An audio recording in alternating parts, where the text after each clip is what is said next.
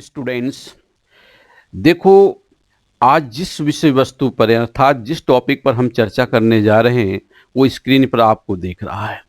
Iceberg A68A। यह एक विशाल हिमखंड है जो 2017 में अंटार्कटिका महाद्वीप से डिसइंटीग्रेट होकर टूटकर 1 मील प्रतिदिन की दर से उत्तर पूर्व की ओर स्थानांतरित हो रहा है।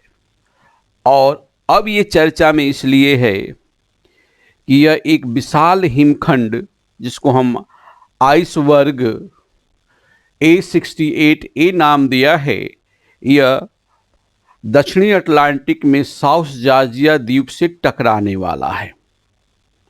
और इसकी इस प्रवृत्ति को देखकर विश्व में पर्यावरणविदों के साथ साथ अन्य सामान्य लोगों में भी जागरूकता भी है और एक डर भी है। अब सवाल ये है कि आइसबर्ग अंटार्कटिका से डिटैच हुआ है। अंटार्कटिका के विषय में आप जानते हो कि विश्व का 5वां सबसे बड़ा, अगर विस्तार के आधार पर देखें तो 5वां बड़ा महाद्वीप है, जो दक्षिणी गोलार्ध में दक्षिणी ध्रुव के आसपास स्थित है, जिसका क्षेत्रफल 1,42,00,000 वर्ग किलोमीटर है, जो संपूर्ण पृथ्वी के क्षेत्रफल के लगभग 10% भाग पर, एग्जैक्ट माने तो 9.6% भाग पर विस्तृत है। और यह पूरी तरह से हिमाच्छादित है। ये दक्षिणी ध्रुव पर स्थित महाद्वीप के अंतर्गत विश्व का जो फ्रेश वाटर है, ताज़ा जल है, उसका 70% भाग बर्फ के रूप में वहाँ पर संग्रहित है। लेकिन अब वो विखंडित हो रहा है। और विखंडित होने के कारण यह एक बहुत बड़ा आइसबर्ग, जैसा कहा गया कि एक उसका हिमखंड टूटा जिसकी लंबाई लगभग 93 मील 93 माइल है, चौड़ाई 30 माइल्स, कहने का मतलब 30 मील है, और इसकी जो मोटाई है बर्फशिला की 200 मीटर है। 200 मीटर यह मोटा है। अगर संपूर्ण एरिया देखें तो 4300 से 4400 वर्ग किलोमीटर का है ये। हालांकि अब पिघलते पिघलते वो 4200 वर्ग मीटर का ये हिमखंड है, जिसका वजन लगभग 1 ट्रिलियन टन है। अब ये हिमखंड जो है, जो 2017 में अंटार्कटिका के पास से, अंटार्कटिका का जो उत्तरी पूर्वी भाग है वहां से क्या हुआ, डिटैच हुआ था और 1 मील प्रतिदिन के दर से उत्तर पूर्व की ओर स्थानांतरित होने लगा। और आज जो वैज्ञानिकों ने सूचना दी, जो वैज्ञानिक संस्थाओं ने सूचना दी कि यह जो साउथ जॉर्जिया द्वीप है उससे मात्र 125 किलोमीटर दूर है। अगर ये साउथ जॉर्जिया से टकराता है तो क्या होगा? तो देखो, साउथ जॉर्जिया के पास मिलियंस ऑफ ब्लू व्हेल्स और मिलियंस ऑफ पेंगुइन, जो हमारे एक विशिष्ट जैव विविधता के विशिष्ट क्या है, तत्व हैं, जीव हैं, उनका नेचुरल हैबिटेट है, प्राकृतिक निवास स्थल है। इसके अलावा बायोडायवर्सिटी के असंख्य तत्व वहां पर संग्रहित है प्राकृतिक अवस्था में। तो अगर ये टकराता है, टकराने की संभावना इसलिए ज्यादा हो गई कि इसकी मोटाई मात्र 200 मीटर तक है। अब ये टकराएगा तो बड़े पैमाने पर वहाँ जो सी लेवल चेंज होगा मेल्ट होने के कारण, तो सही है, लेकिन जितनी भी ये बायोडायवर्सिटी व्हेल के साथ साथ पेंगुइन के साथ साथ वो पूरी तरह से डिस्ट्रॉय हो जाएंगी। अब सवाल ये है कि वो डिस्ट्रॉय होंगी तो हमसे क्या, वो तो बहुत दूर है। लेकिन सवाल ये है कि भाई इसी तरह से सब प्रक्रियाएं जारी होती रहें। और जैसे कहा गया कि जितना भी फ्रेश वाटर उसका 70% संग्रहण अंटार्कटिका में, तो संपूर्ण अंटार्कटिका अगर मेल्ट हो गया तो सी लेवल में अचानक उच्चावचन होगा। और जब सी लेवल में उच्चावचन हो जाएगा तो विश्व के बहुत से तटीय क्षेत्र, नगर, कृषि क्षेत्र, औद्योगिक क्षेत्र, पोर्ट जलमग्न हो जाएंगे।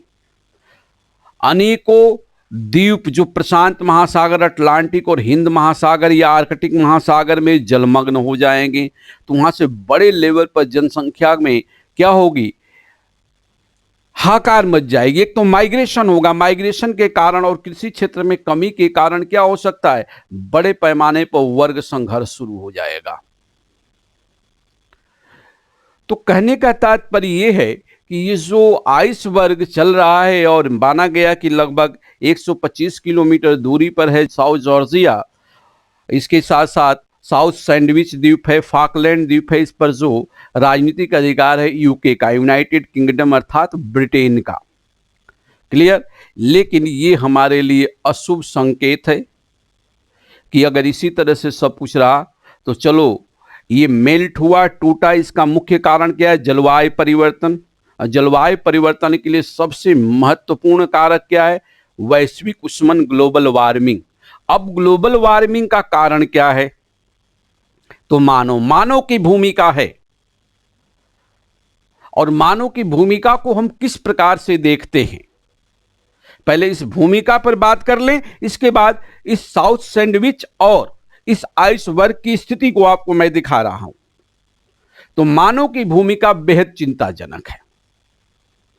कहा जाता है कि प्राकृतिक पर्यावरण में जब जब जिन जीवों में संचेतना का विकास हुआ, वो अपने अनुकूल परिस्थितियों का अन्वेषण करने लगे और वहां अपनी अनुकूलता के लिए प्रयास किए, और उसी प्रयास का नाम हमने संभववाद दिया। चलो अच्छा है कि संभववाद के आधार पर हमने बहुत विकास किया, लेकिन विकास किस प्रकार का।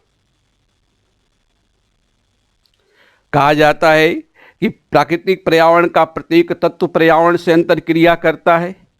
तो मानव को छोड़कर जितने भी प्राकृतिक तत्व हैं जो पर्यावरणीय प्रकृति में या पर्यावरण में अंतरक्रिया कर रहे हैं, उनकी जो अंतरक्रिया है वो व्यवस्थित है, संतुलित है। मात्र मानव एक प्राणी है जो डिसबैलेंस सब कुछ कर चुका है। इसका जो प्रोसेस है यूनिडायरेक्शनल है। कहा जाता है कि मानव सबसे बुद्धिमान प्राणी है, लेकिन हमें नहीं लगता। मानव प्राकृतिक पर्यावरण का सबसे लालची प्राणी है।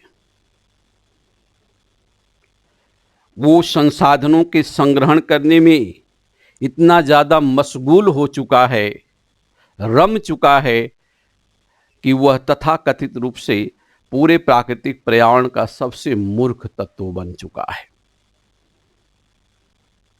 छोटे प्राणी या जितने भी पर्यावरणीय तत्व हैं वो भविष्य को देखते हैं, भविष्य की चिंता करते हैं, हम नहीं करते हैं।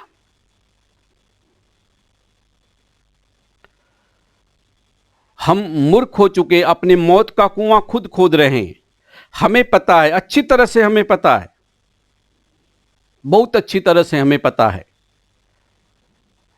कि हम कुछ उत्पादित नहीं कर सकते हैं, सिर्फ परिवर्तित कर सकते हैं।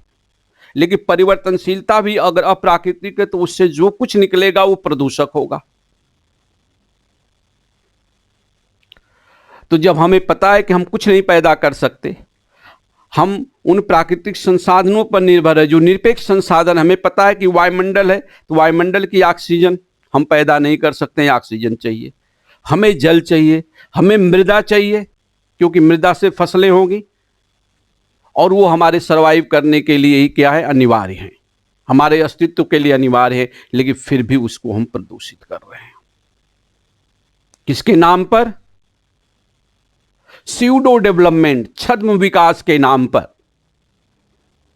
और छद्म विकास की प्रवृत्तियां जो पोस्ट इंडस्ट्रियलाइजेशन एज में जारी रही, उत्तर औद्योगिकीकरण, 1750 से पहले मानव पर्यावरण को समझने के प्रयास कर रहा था, और 1750 में जब औद्योगिक क्रांति हुई और वैज्ञानिकता तथा मात्रात्मकता के अनेक उपागम आए, तो मानव ने प्रकृति का दोहन नहीं, शोषण शुरू कर दिया।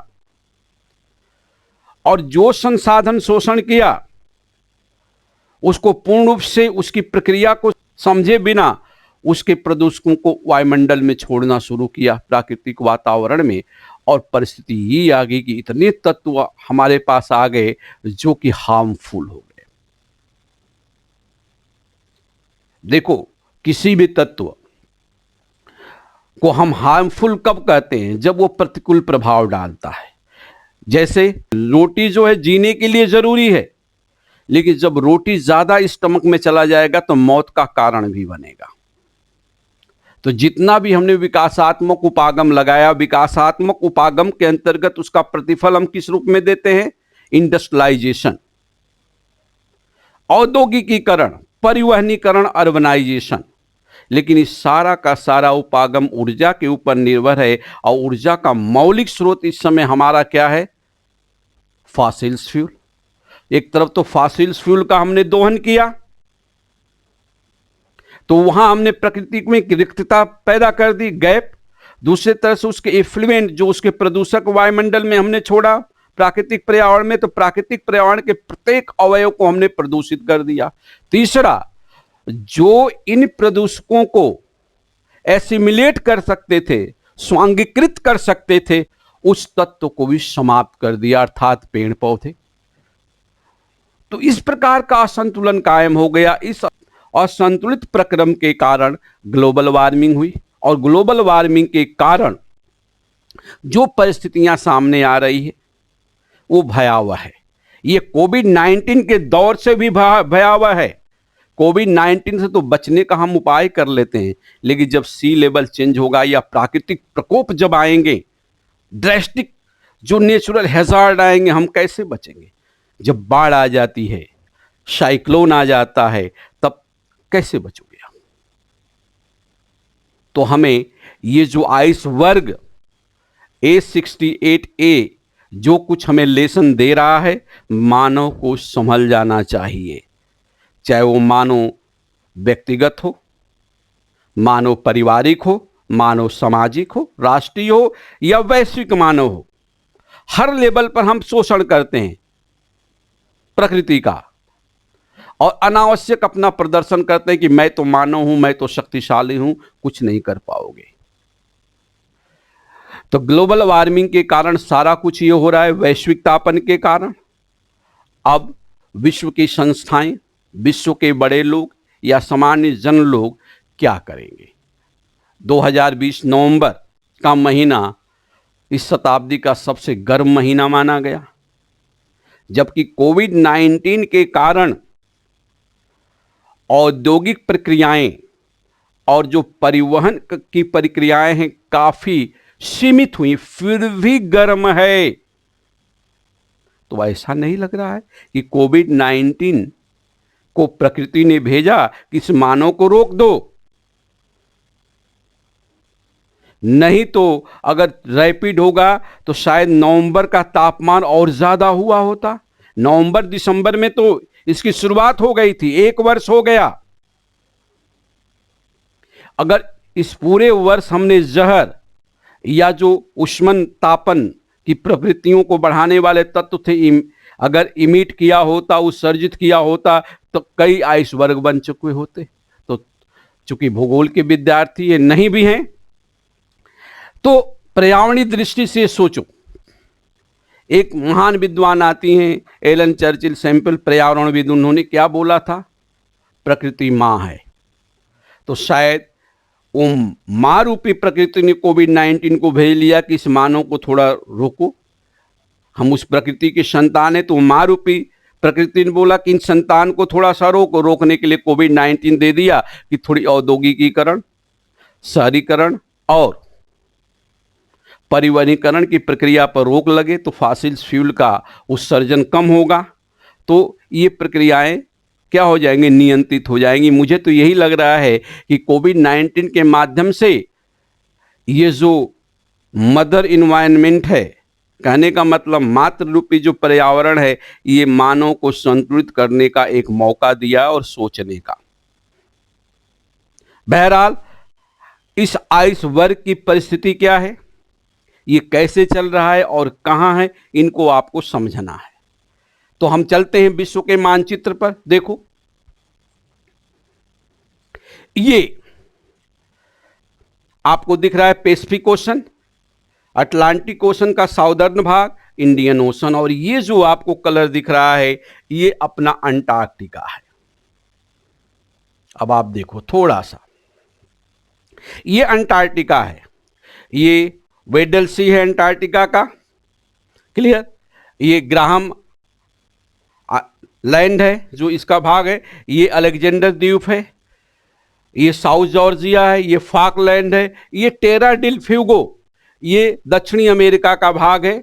इस पर चिली और अर्जेंटीना दोनों का अधिकार है, और बीच में से मैग्नन जल संधि इसको अलग कर देती है। ये जो आपको दिख रहा है, थोड़ा सा और मैं बड़ा कर दे रहा हूं, ये डिटैच हुआ 2017 में, 1 मील प्रतिदिन से चला, और आज ये साउथ जॉर्जिया, ये जो टेरिटरी आप देख रहे हो साउथ सैंडविच में अनेक द्वीप है, साउथ जॉर्जिया में भी है, और ये फॉकलैंड है, आपको दिख रहा है, ये फॉकलैंड है, ये सिर्फ यूके की टेरिटरी है, यूनाइटेड किंगडम की। अभी फॉकलैंड और अर्जेंटीना में कुछ भू राजनीतिक विवाद भी है। तो यहां से ये आइसबर्ग चला, क्या है, A68A, ये जो है दोनों ही आइसबर्ग क्या है, A68, यहां से ये चला और धीरे धीरे ये साउथ जॉर्जिया के पास पहुंचा। साउथ जॉर्जिया का क्षेत्रफल अब देखो 3528 वर्ग किलोमीटर, और जबकि जो ये आइसबर्ग है, नाम क्या है, A68A, इसका क्षेत्रफल 42 से 4400 वर्ग किलोमीटर है। 4200 से लेकर 4400 वर्ग किलोमीटर के मध्य का है, तो इससे भी बड़ा है 3528 और 4200 से लेकर 4400 वर्ग किलोमीटर, मोटाई 200 मीटर है। अगर ये आइसबर्ग जो आप ये देख रहे हो इससे टकराता है, तो यहां की स्थिति काफी नाजुक हो जाएगी, काफी नाजुक हो जाएगी। और मौलिक रूप से ये देखो कि जो यहां की बायोडायवर्सिटी है, यहां पर साउथ जॉर्जिया द्वीप की, ये पूरी तरह से डिस्ट्रॉय हो जाएगी, जिसमें मिलियंस ऑफ पेंगुइन्स और ब्लू व्हेल का यह जो एक नेचुरल हैबिटेट है, नेचुरल यानी प्राकृतिक घर है, ये पूरी तरह से तबाह हो जाएगा। साथ में यहाँ अनेक समुद्री संसाधन भी पूरी तरह से तबाह हो जाएंगे, और जो सी लेवल में परिवर्तन होगा वो तो दूसरी बात है। तो इस संदर्भ में आपको ध्यान में रखना है कि क्या है, अगर आप कंपटीशन दे रहे हैं तो ये क्वेश्चन आपके पास आ सकते हैं। तो इसको ध्यान में रखकर ये सारी प्रवृत्ति आपको दिखा देगा। अंटार्कटिका है, ये वेडल सी है, यहाँ पर जो अमंदसेन सी होगा, ये अलेक्जेंडर द्वीप है, ये ग्राहम आइलैंड है। इसके बाद ये जो है साउथ सैंडविच है, ये साउथ जॉर्जिया है, ये फाकलैंड है। ये सारी की सारी टेरिटरी किसकी है, यूके की है। ये आपको दक्षिणी अमेरिका, चिली अर्जेंटीना दिख रहा है, टिएरा डेल फ्यूगो है, ये यहाँ पर अफ्रीका है। तो ये स्थिति है A68A की, और बताया जा रहा है कुछ दिनों के बाद ये अगर 125 किलोमीटर दूर है तो कुछ महीनों में ही ये टकराने वाले हैं, और टकराने के बाद क्या होगा ये देखने वाली प्रवृत्ति है। कुछ विद्वानों का ये मानना है कि इसकी स्पीड तेज हो रही है, क्योंकि पछुआ पवनों के का प्रभाव भी इस पर पड़ रहा है। तो ये किसका परिणाम है? Iceberg A68 result of climate change, और क्लाइमेट चेंज का महारथी कौन, सक्रिय कारक कौन, हम मानव हैं। तो ये परिस्थिति है। अगर हम लेसन की बात करें तो मेरी पर्सनल व्यक्तिगत एक गुजारिश है कि हम व्यक्तिगत करने के मानव के रूप में, व्यक्ति के रूप में, परिवार के रूप में, समाज के रूप में, राज्य के रूप में, राष्ट्र के रूप में और विश्व के रूप में जिस लेवल पर हम हैं, पर्यावरण को संरक्षित करने का प्रयास करें एंड प्रकृतिवाद को अपनाने की कोशिश करें। ठीक है, संभववाद हमारे लिए बहुत ज़रूरी है, लेकिन संभववाद संतुलित होना चाहिए, हमारा विकास संतुलित होना चाहिए। नहीं तो हमने जो किया, मानव ने जो किया, एंथ्रोपोजेनिक जो कारण है, मानव जनित जो कारक हैं, मानव के लिए ही अंत का कारण बन जाएंगे। तो प्रकृति हमें संकेत दे रही है, कभी कोविड-19 के रूप में तो कभी A68 के रूप में।